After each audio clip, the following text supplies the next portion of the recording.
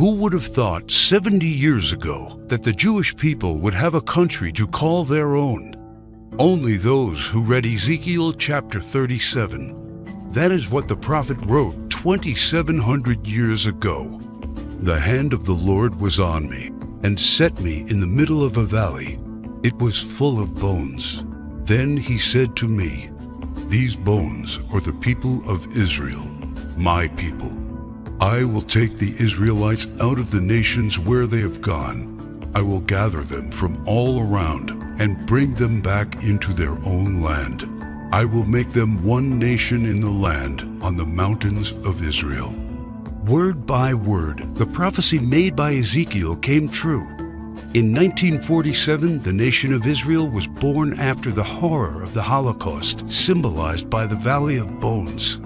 Scattered for more than 2,000 years, the Jewish people come from all over the world into this new state and made it an economic and military power.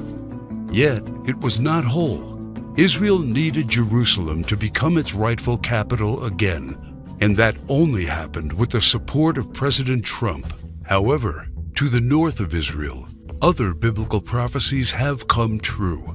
The prophets Isaiah and Jeremiah write about this Syrian civil war.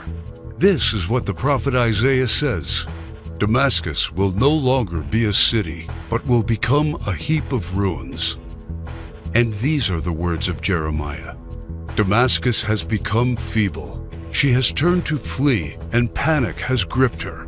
Anguish and pain have seized her. Surely her young men will fall in the streets." For 5,000 years, the capital city of Syria stood as one of the oldest and most prosperous cities in the world. But the civil war began in 2011 and turned it into a ruin. Not only do the prophets talk about the war, but also the refugee crisis and the deaths of its men fighting for one side or the other.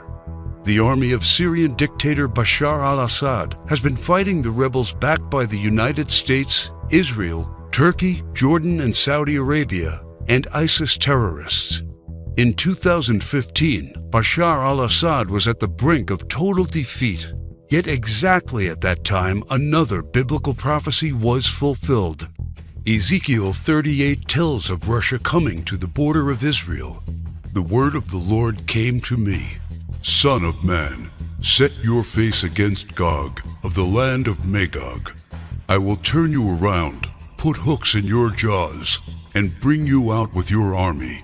In the latter years you will come into the land of those brought back from the sword and gathered from many people on the mountains of Israel." One only has to look at the map of the world as it was known at the time of the prophet to understand. To the north of the Caspian Sea, we find the people known as Magog, inhabiting the land known as Rosh. Over time, the ancient name of Rosh became current-day Russia. Twice, Ezekiel says that Magog will bring his armies from the extreme north to the border of Israel.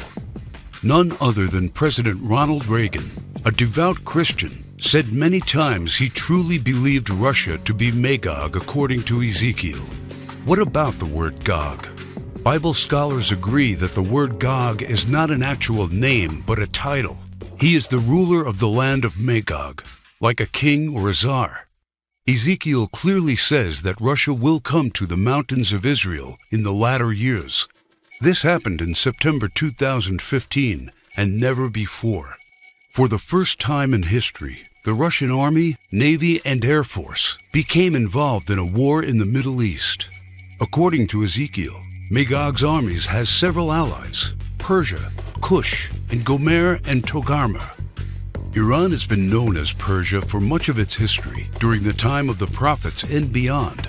Right now, Iranian troops are on the ground in Syria, fighting side by side with the Russians and the forces loyal to the regime of Bashar al-Assad. Put and Cush are the ancient names of Libya and Egypt.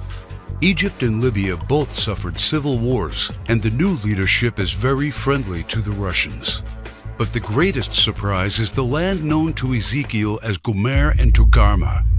The historian Flavius Josephus references Togarmah and Gomer as the people that lived on the territory of present-day Turkey.